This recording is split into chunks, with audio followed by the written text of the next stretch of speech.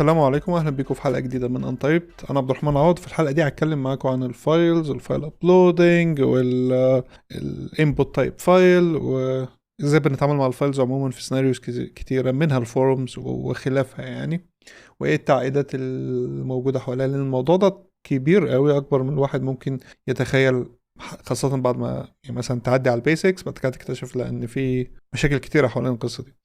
انا مؤخرا كنت شغال على الفايل فيلد في اللايبراري اللي انا شغال عليها، والحلقه دي بتسيرف از واحد انا بتكلم عن حاجه انا عملتها.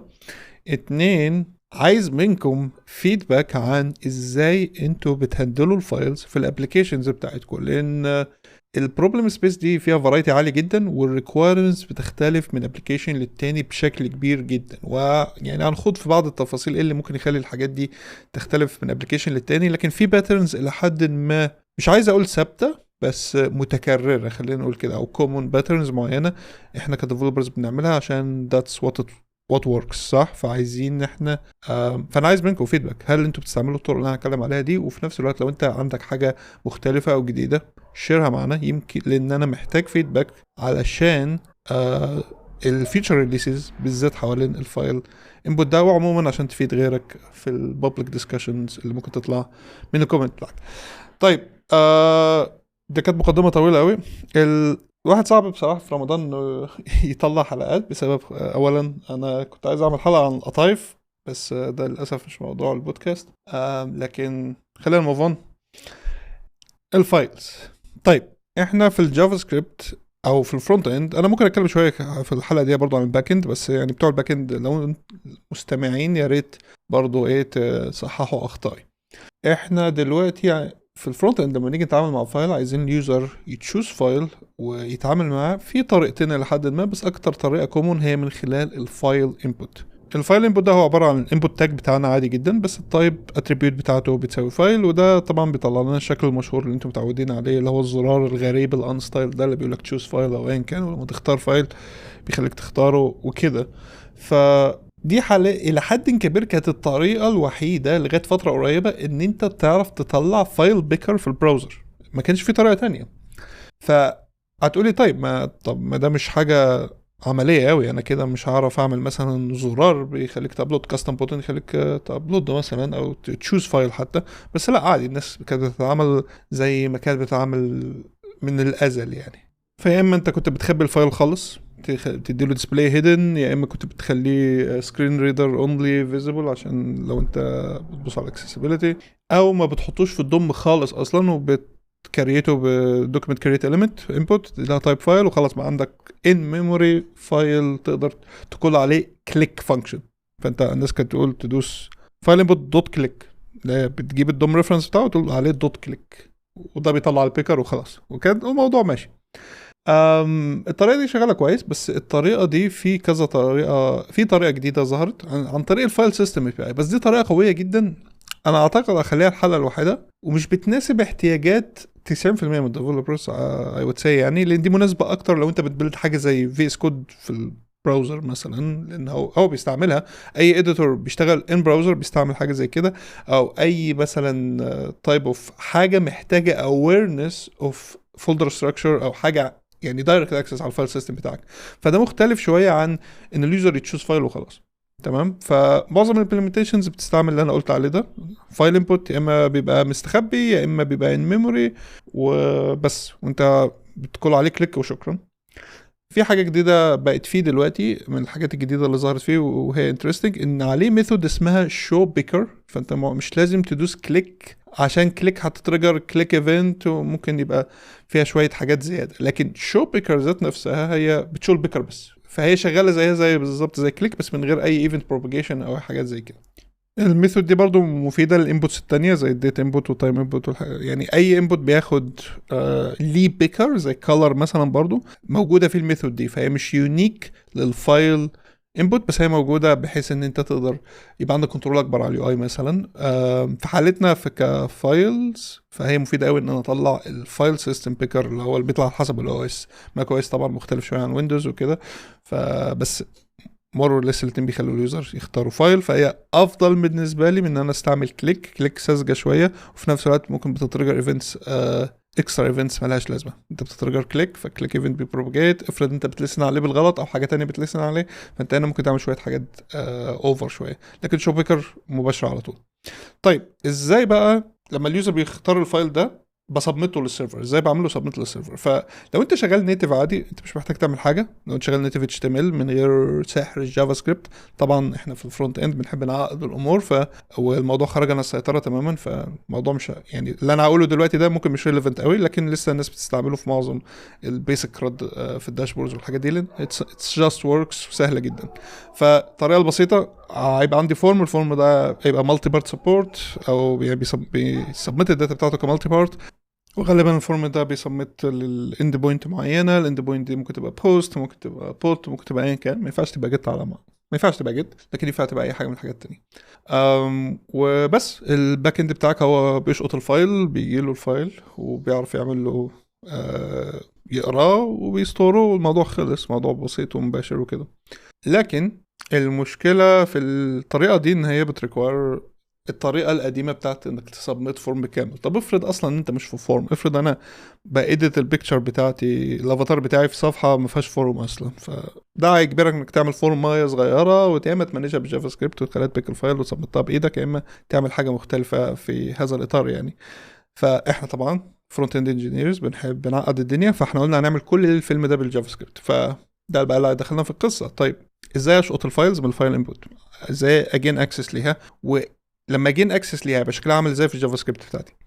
انت في الجافا سكريبت بتاعتك بيبقى عندك اوبجكت اسمه فايل، ده نيتيف اوبجكت موجود في البراوزر جافا سكريبت.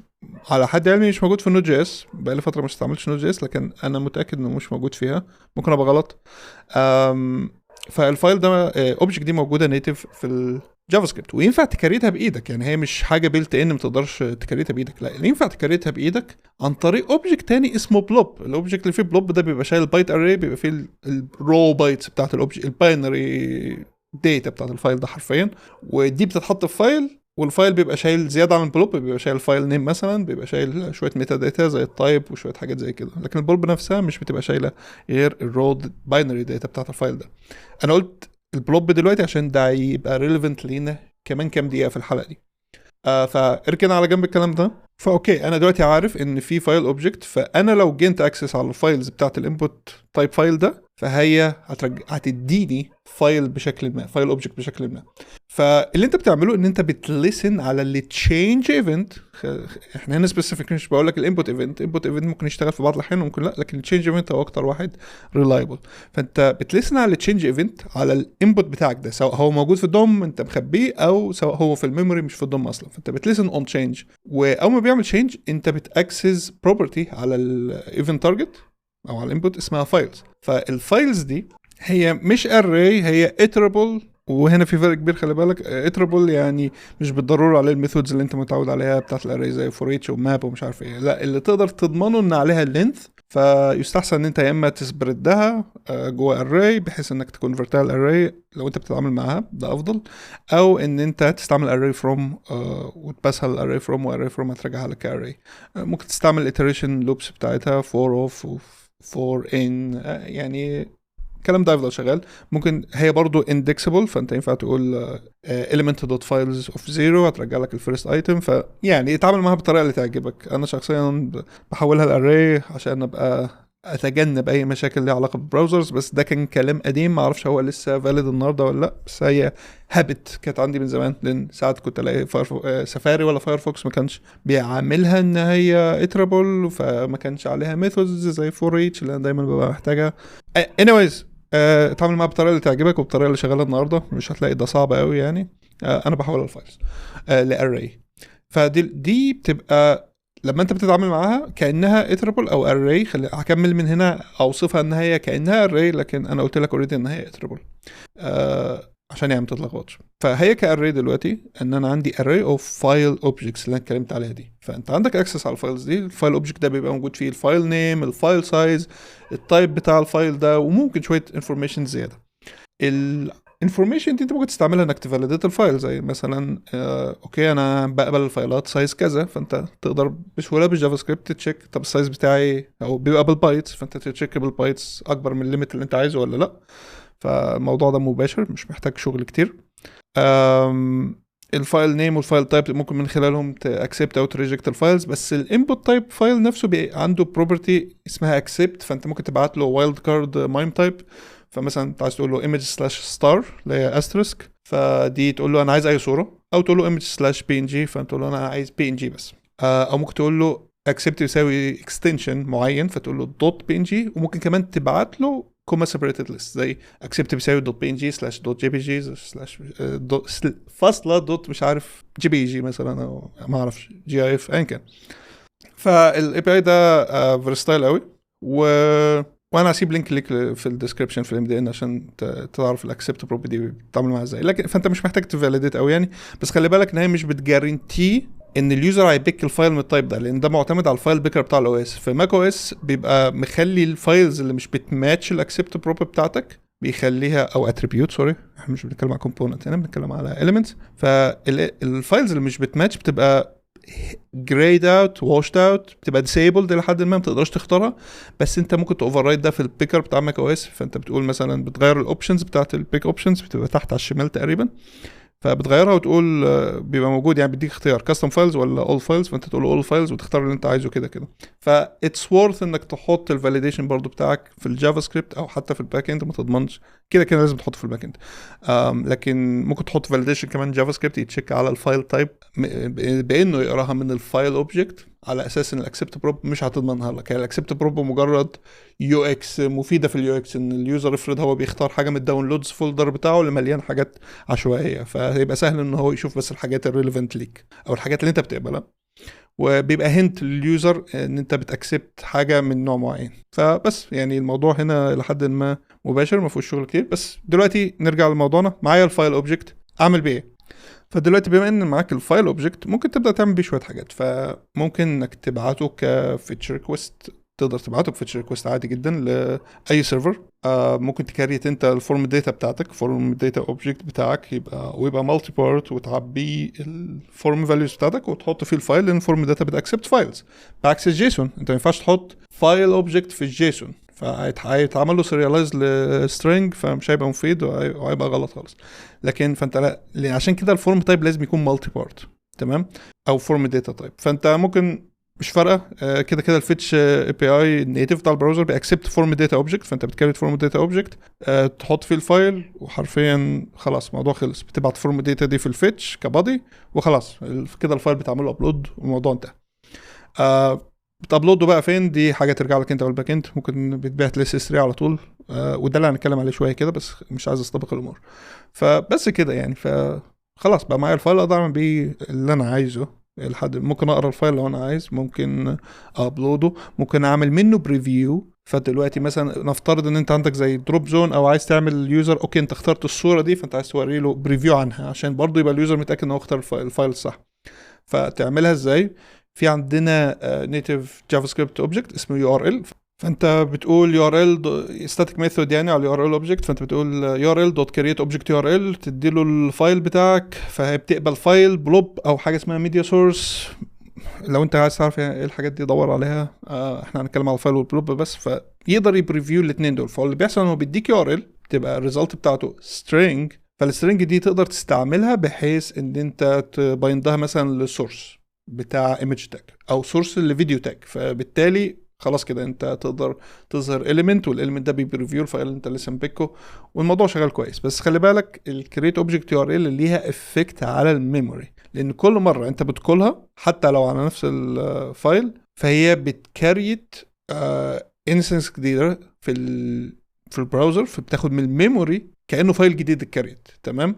فده ممكن يبقى عنده مشاكل في الميموري، ممكن يبقى سورس كبير للميموري ليك. خلي بالك البراوزرز كده كده بتشيل الاوبجكتس دي اول ما الدوكيمنت تتشال. يعني اول ما انت تعمل انلود الدوكيمنت تروح لصفحه تانية او ايا كان، بس مش كلاينت سايد بيج، لازم تروح اعتقد بيج فول ريلود بيج، الدوكيمنت تعملها انلود.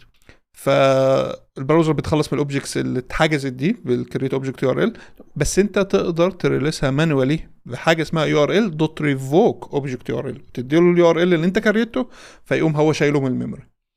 فانت بتعمل ده مثلا on unmounted لو انت بتستعمل view، او on before unmount، لو انت بتستعمل رياكت ما اعرفش بتعملوها بيوز افكت ازاي، كلين اب ما اعرفش يعني حاجه هناك. فانت ممكن تعمل القصه دي هناك بحيث ان انت تضمن ان حتى بمجرد ما كومبوننت تختفي اللي بتعمل بريفيو يبقى هي مش ما عادتش محتاجه الاوبجكتس دي، فنقدر نريليس الريسورسز دي للميموري عشان اضمن ما يبقاش عندي ميموري ليك. فدي من الاخطاء الكبيره اللي الناس بتقع فيها لما بتيجي تعمل حاجه زي البريفيو. ودي حاجه اللايبراري اللي انا عاملها فورم ورك بتهندلها اوتوماتيكلي فور يو، ان انت خلاص انت عندك كومبوننتس ما فايل انتري فهي بتديك بريفيو وانت مالكش دعوه البريفيو ده بيتكاريت ولا بيتمانج ازاي، هي بتهندل لك السايكل بتاعته كله. بس يعني معظم اللايبرز اللي بتهندل الفايلز بشكل او باخر اعتقد لازم بتعمل حاجه زي كده لو هي بتوفر فيتشر زي البريفيو مثلا. بس دي يعني تركايه او تركايه تخلي بالك منها. طيب اوكي، فمعايا فايل اوبجكت عملنا منه بريفيوز، عملنا له ابلود. ايه تاني ممكن نعمله بالفايل اوبجكت ده؟ الاوبجكت كريت اوبجكت يو ار ال ممكن من خلالها تداونلود الفايل لو اليوزر عايز يداونلوده. ما اعرفش يعني ما هو اوريدي عنده بس ينفع تعمله لان خلاص بقى عندك يو ار ال ليه من كريت اوبجكت يو ار ال، فانت ممكن تحطه حرفيا على انكر تاج تدوس كليك وهيعمل داونلود للفايل. يعني الحاجات دي الى حد ما مباشره، ممكن تخليه حتى يشوف فول بيج فيها الفايل ده بانك تخليه انكر تاج، ولما يدوس يفتح على تاب جديد فيها يو ار ال الكريت اوبجكت يو ار ال ده، وخلاص يعني اليوزر يقدر يشوف الفايل لو اختاره. فيعني في حاجات كتيره تقدر تعملها بالفايل اوبجكت ده. طيب كل ده كلام جميل، بس ايه الليميتيشنز بتاعت الانبوت تايب فايل او الكويركس اللي حواليه اللي بتخلي استعماله صعب او بتخلي في مشاكل حواليه شويه؟ تعال نيجي لأول حاجة، مثلا أعرف منين إن اليوزر كانسل اختيار الفايلز وما اختارش فايل. فأنت لأن ده ليه كذا معنى. دلوقتي أنت أكيد شفت كذا مرة إن اليوزر بيختار فايل بس ما يقدرش يشيله لو أنت بتستعمل نيتف. طب أشيل الفايل اللي أنا اخترته إزاي؟ فمعظم الناس بترفرش وخلاص. كيوزرز يعني أنا بلاقي قدامي برفرش لأن أنا مش واثق في لو يعني مش ببقى واثق في الابلكيشن اللي بيستعمل نيتف فايل انبوت إن هو يكون بيهندل الايفنتس بتاعته صح. فدي الطريقه التانية ان انت لما اليوزر يختار فايل وخلاص بكيت الفايل ده، طب عايز اشيله، فانت بتدوس تشوز فايل تاني بس بتدوس كانسل. فاللي بيحصل هنا ان تشينج ايفنت بيميت من الانبوت تايب فايل، بس الفايلز اري على او مش الاري الفايلز اتربل على الاليمنت بيبقى فاضي. فانت كديفلوبر تبقى عارف ده يبقى ده كانسل ايفنت عشان ما فيهوش فايلز. لكن بقى عندنا يعني دي حاجه ما كنتش عارف انها موجوده لغايه ما عملت شويه ريسيرش مؤخرا، اسمها كانسل ايفنت. فعندك دلوقتي كانسل ايفنت تقدر تلسن عليه، وده بيقول لك سبيسيفيكلي ان اليوزر عمل كانسل، فانت تقدر ساعتها تقول خلاص يبقى هو اليوزر مش عايز يختار فايل او كانسل اختيار الفايلز او ايا كان. فدي حاجة اوريدي ممكن نعملها. ايه تاني ممكن نعمله؟ الانبوت تايب فايل برضو بيأكسبت مالتيبل بروب، فاليوزر يقدر يختار مالتيبل فايلز، وده هنا يبدأ يخلي الموضوع تريكي بقى مع الكانسليشن بالذات. طيب نفترض ان انت بتبلد حاجة زي دروب زون او مش دروب زون، مالتي فايل يعني زون كده اليوزر بيختار فيها كذا فايل. ممكن حتى تعملها بدراج دروب لو انت عايز. دراج دروب يبقى انا عملت له حلقة فممكن ترجع له، لكن هتلاقوا اللينكها في الشو نوتس. لكن انا بتكلم بس على ان اوكي انت عندك دروب زون، والدروب زون دي بتاكسبت مالتيبل فايلز، فانت دلوقتي انت اخترت مالتيبل فايلز، وانت كل ده اندر ذا بتستعمل ايه؟ بتستعمل حرفيا الانبوت اليمنت اللي احنا مخبيينه، وبتقول عليه كليك او شو بيكر زي ما انا قلت قبل كده. طيب كل مره انت بتدوس شو بيكر فانت بتابند فايلز للي كانوا معاك صح؟ انت ما بتاخدش الموجودين في الانبوت، لان الموجودين في الانبوت كل مره بيتغيروا على حسب اليوزر اختار ايه في الباتش الجديده دي. فانت هنا اوريدي عندك تغيير في البيهيفير. انت مش كل مره بتريبليس كل الفايلز، لا انت بتاكيوميليت اللي اليوزر اختاره عشان تضيف عليهم، يعني انت بتابند فايلز صح. فده اوريدي مش سبورتد في النيتيف انبوت فيلد، فانت لازم بتعملها بايدك بالجافا سكريبت بتاعتك. بيبقى عندك اري اسمه فايلز او بيكت فايلز سميها ايا كان، كل مره التشينج ايفنت بيحصل فانت بتابند الفايلز اللي اليوزر ضافها في الاري اوريدي بتاعك عشان تقعد تابند الفايلز بتاعتك. طيب لما تيجي تعمل كانسل تعرف منين ان اليوزر مش عايز يختار الفايلز دي او عايز يكنسل يكلير الانبوت خالص؟ تعملها ازاي؟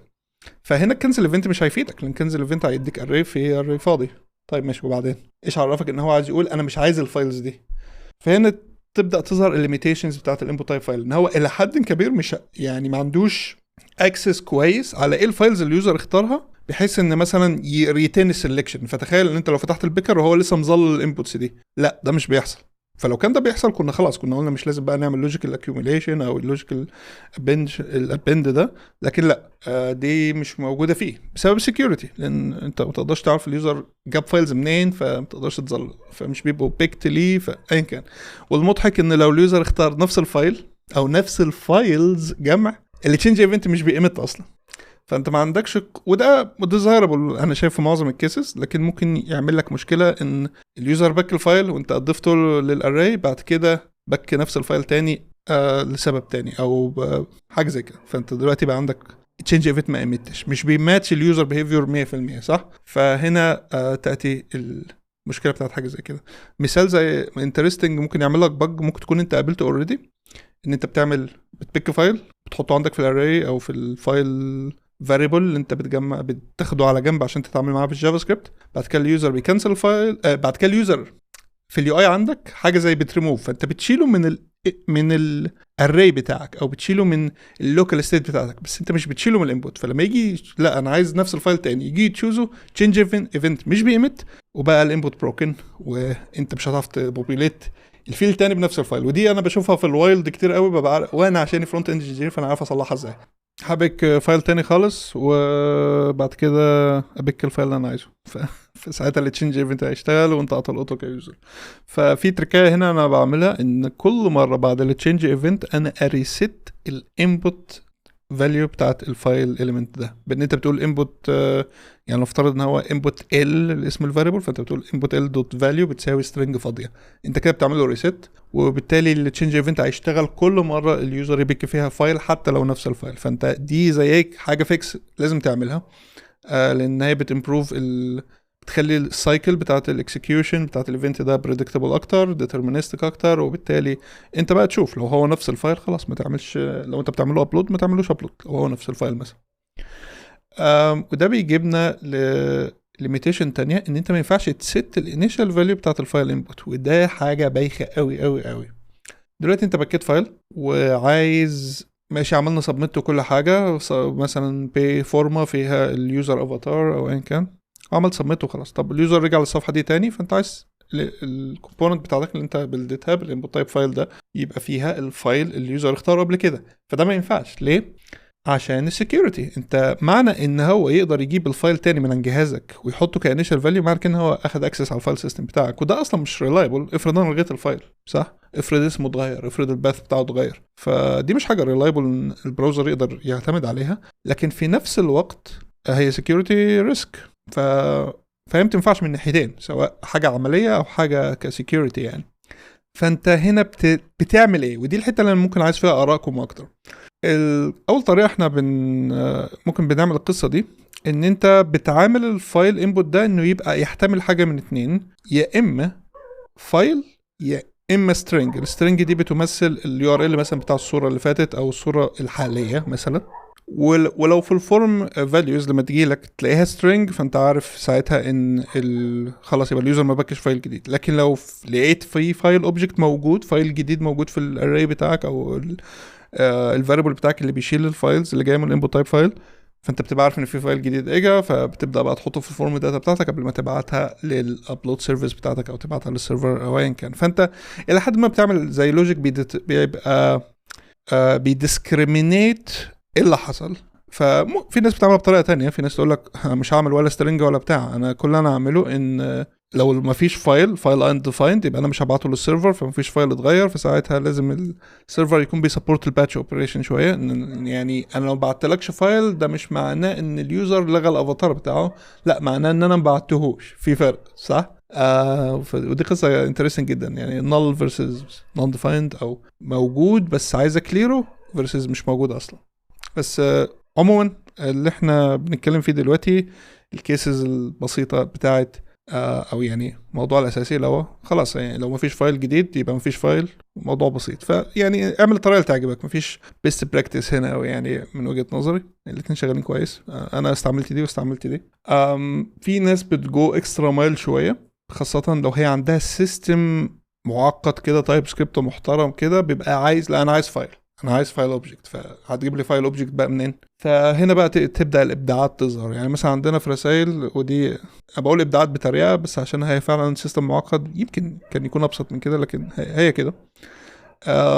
فطريقه ان احنا نعمل اوكي ما عندناش فايل، نعمل فايل. فهتقولي ايه ده يعني انت هتكريت بلوب ومش عارف ايه؟ لا لا لا، انا هعمل انترفيس شبه الفايل بالظبط، بس في زي discriminated property بتعرفني ان ده فيك فايل مثلا، نسميه فيك فايل مثلا او موكت فايل. فبتبقى فيها نفس البروبرتيز، بيبقى فيها النيم، بيبقى فيها الفايل سايز، بيبقى فيها التايب، بيبقى فيها كل حاجه الا البايتس بتاعت الفايل ذات نفسه. فده معناه ان هي مش ريدابل ومش ابلودابل.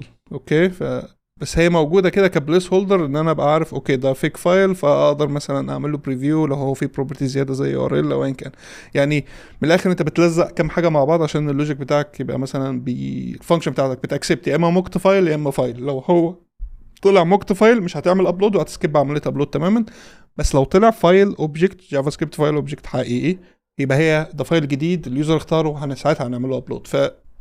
يضطر انا عملت دي حل مؤخرا في رسائل شغالين بيها كويس جدا، ان احنا عندنا كذا سيناريو بيبقى فيه اليوزر بيعمل تمبلت، والتمبلت ده بيبقى فيه فايل بري بيكت ليهم، فاحنا عايزين اوكي اليوزر يشوف الفايل ده قدامه زي ما هو كانه اختاره. فالطريقه الوحيده انك تعمل ده انك تعمل فيك فايل وتفك العمليه دي كلها. في طريقه تانية بس دي اوفر ذا توب قوي يعني شويه، ان انا استعمل فيتش اي بي اي، ان انا افتش يو ار ال الفايل المرفوع وداونلوده في البراوزر في الجافا سكريبت. وانت عندك الريسبونسز بتاعت الفيتش، احنا دايما بنستعمل ريسبونس دوت جيسون، ودي بترجع بروميس بيرجع لك الجيسون ريبريزنتيشن، بس هنا هنستعمل ريسبونس دوت بلوب، فده بيرجع لك بلوب. فانت تاخد البلوب دي تحطها في الفايل اوبجكت، نيو فايل اوبجكت، تعمل له كونستراكتور، تبعت له البلوب وتدي له فايل نيم وتايب، وشكرا بقى عندك فايل اوبجكت تقدر تابلوده تاني وبيبيهيف زي بالظبط زي الفايل اوبجكت الحقيقي. بس الفكره هنا انت يو جاست داونلود ذا فايل، الباندويث دي على حساب اليوزر، ومش هتشتغل كويس لو الفايل ده كبير قوي. افرض الفايل ده بالجيجا بايتس مثلا، صح؟ لو الفايلز بتاعتك ميجا بايتس او حاجات بسيطه واليوزر كونكشن كويس قشطه، لكن افرض الفايل ده كبير قوي، فساعتها يعني دي كانت احد الافكار اللي كنت بفكر فيها اعملها ساعتها في الشغل يعني، بس قلت لا دي اوفر ذا توب قوي. اي نعم هي خلاص هتوحد لي الانترفيس بالكامل، انا دايما بتعامل مع فايلز، بس الفايل ده اوريدي ابلودد، فلما يجي لي تاني هابلوده تاني، صح؟ فتحسها ريدندنت شويه يعني. هي دي اكس افضل لكن واسهل كانترفيس لان هي نفس الانترفيس وكل حاجه، لان هي ترولي فايل اوبجكت، لكن في النهايه برضه هي inefficient خالص لانك بتعمل داونلود وبتابلوده تاني فبيبقى فايل تاني، فانت قاعد تكلون فايلز على الباك اند عندك، ودي فكره مش كويسه. فالفيك فايل دي ابروتش افضل هنا في القصه دي. فانا انترستد عايز اعرف بتعملوها ازاي لو انتوا عندكم كيس زي دي، عندك عايز تعمل انيشال فيك فاليو للفايل انبوت عشان ما ينفعش يبقى عندك انيشال فاليو ليه، فبتعمل قصه زي دي ازاي. ودلوقتي نيجي للابلود ميكانيزمز. انا حسيت ان انا دخلت في تفاصيل كتيره ملهاش دعوه يعني ذكرت شويه في الابلود بس ما اتكلمتش عنه بالتفصيل. فالابلود زي ما انا قلت لكم بيحصل بطريقتين، يا اما انت بتسبمته الفورم على طول وخلاص، او بتابلوده الاس اس 3. طيب لو انت بطريقه الاس اس 3 دي، لو انت بترفعه السيرفيس مش لازم اس اس 3 ايا كان، بترفعه الاكسترنال سيرفيس والسيرفيس دي بتستور الفايل ده وكده، انت بتسمت ايه بقى الباك اند بتاعك؟ لان دلوقتي اللي حصل ان انت غالبا دي سايكل اسمها يعني بتبقى ابلود كي او ابلود بيرميشن او ابلود اوبريشن ايا كان. فانت بيبقى عندك انت بوينت بتستاذن السيرفر انك عايز تعمل ابلود الفايل معين تفاصيله كذا، فالسيرفر بيقوم يبعت لك حاجه اسمها بري سايند يو ار ال، ده لو انت عايز تمشي الدنيا مظبوط يعني. فبيديك بري سايند يو ار ال بيماتش الفايل ده بحيث ان يبقى فيه فاليديشن ان انت لو حاولت ترفع فايل تاني غير ده هيفالير سواء في التايب او في السايز او غيره. فانت تقوم تعمل الفورم داتا وكل القصه اللي انا قلتها لك دي، وتعمل البوت ريكوست بتاعك وترفع الفايل بتاعك ده على الاند بوينت دي. لكن في نفس الوقت السيرفر كان بيبقى مديك برضو ايدنتيفاير للفايل ده، فالايدنتيفاير ده بيقول لك ده الاي دي بتاع الفايل ده خليه معاك ابعته لي تاني لما تيجي تعمل سبميت الفورم. فانت لما بتيجي تعمل سبميت الفورم بتقول للسيرفر الصوره بتاعت اليوزر دي هي الفايل اللي بيكورسبوند للاي دي ده، فالباك اند ساعتها بيبقى اوكي الاي دي ده عندي بيكورسبوند مع الاوبجكت ده في الستورج سيرفيس بتاعتي اس اس 3 مثلا، وساعتها خلاص بيربط الدنيا ويبقى كده تمام بقى الفايل بياسوسيت الفايل ده بالانتيتي اللي انت بتابديتها دي. فدي الفلو كامل، لكن هو ممكن يبقى مبسط عن كده. انت ممكن يبقى عندك اند بوينت تديها فايل وهي تديك حرفيا اي دي وخلاص الموضوع خلص. مش لازم تعمل بقى بري سايند كي والقصه دي، بس دي بيست براكتس يا ريت الناس تلتزم بيها يعني، عشان اللي طبعا عندك انت بوينت مش اوثنتيكيتد، اي حد بيرمي عليها اي حاجه، اي فايل من اي شكل من اي نوع من اي اوبريشن، فانت كده ده فيكتور اوف اتاك ان هو يملا لك اس اس بتاعك او حاجه زي كده. فلازم يبقى في شويه فاليديشن على كده، اشتغل مع ديفلوبر باك اند عشان تخلوا الدنيا دي متقفله كويس. بس فالقصه دي شغاله كويس. في شويه تريكات فيها، زي مثلا اوكي افرض اليوزر باك فايل، وهنا انت عندك ادفانتج صغيره كفرونت اند، ان انا ممكن تابلوده اول ما اليوزر يسبميت الفورم، فانت تبدا الابلود ولما يخلص ابلود يعني تعمل اويت للقصه دي كلها، تاخد الكي وتحطه في الفورم، بعد كده تقوم باعت الفورم. فهي تو ستيب دايما، او زي ما مودرن ابلكيشنز كتيره بتعملها، اول ما انت بتحط فايل فيها فهي بتبدا تابلوده دلوقتي في لحظتها، بحيث عقبال ما اليوزر يدوس سبميت يكون خلاص الفايل اتعمل له ابلود او قرب ابلود. فانت بيبقى عندك حرفيا بتقويت البرامج بتاع الفايل يكون خلص تمام، ابلودنا اخر فايل اليوزر اختاره، تمام اوكي يلا سبميت. فيعني التكنيك ده كومن جدا. بس اللي بيحصل هنا ان انت ممكن لو انت رحت مع الاوبشن التاني ده، اليوزر ممكن يختار فايل، فانت هتبدا تابلوده وبعد كده يختار فايل تاني. فايه اللي حصل هنا دلوقتي؟ ممكن نعمل ريكوست كانسليشن، صح؟ عندنا الابورت سيجنال، ممكن نابورت الفايل اللي بيترفع ده ونكنسل اوبريشن ويبقى كده الكلام سليم. بس افرض الفايل خلاص اترفع، ما ينفعش تكنسل ريكوست تعمل له كومبليت او تعمل له فولفيل. فهنعمل ايه دلوقتي؟ ساعتها ما فيش مفر ان الباك اند بتاعك لازم كل فتره يعدي يدور على الفايلز اللي ملهاش اسوسيشنز. يعني ما دلوقتي الفايل ده مش مربوط بحاجه، لان انت بتختاره بيرجع الباك اند بيرجع لك اي دي، فهو كده كده عنده في الداتابيس عندي فايل الاي دي بتاعه كذا، مكانه في الستورج كذا. بعد كده فايل تاني ظهر الاي دي بس مش اسوسييتد بحاجه الاولاني، التاني واحد لو التاني فايل اليوزر اختاره اي دي كذا مكانه في الستورج كذا اسوسييتد بالانتيتي دي. فدلوقتي الباك اند ممكن يعمل زي تاسك كرون جوب او ايا كان، يعدي كده كل شويه كده يبص على الفايلز اللي عنده ويشوف ايه الفايلز اللي ملهاش اسوسيشن، يعني ما عادش في اي حاجه بتستعمله، ولما يلاقي حاجه زي كده يلغيها.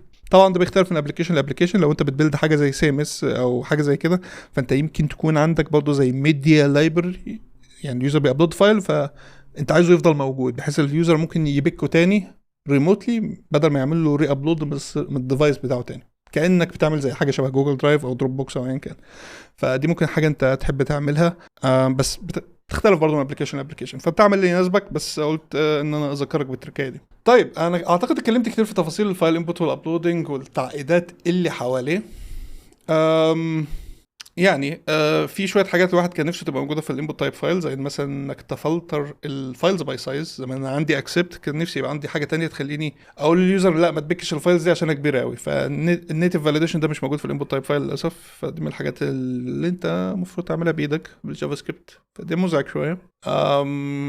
بخلاف ذلك اعتقد ان انا غطيت الى حد كبير اللي انا عايزه. انا في اللايبرري حاليا لسه مريليس فيرجن 0.10، ودي بيبقى فيها الفايل input release وفيها كل فيتشرز اللي اتكلمت عليها دي، بخلاف طبعا اجزاء الباك اند عشان هي فرونت اند لايبرري. لكن ما عملناش حته الانيشال فاليوز لان انا لسه مش متاكد انا عايز ابستراكتها ازاي، لانها غريبه شويه. مش واضحه بالنسبه لي انا هعملها بانهي امبلمنتيشن، ولا انهي امبلمنتيشن يناسب كل الناس، فوضعها غريب قوي. فعشان كده قلت هريليس من غيرها وخلي الناس تقول لي هي عايزاها ازاي. بس فاعتقد انهي الحلقه هنا، ودي حلقه اقصر شويه من الاربعينات اللي عندي، بس احنا في رمضان فبس كده. وان شاء الله هحاول الاسبوع الجاي يكون في حلقه جديده. مع السلامه.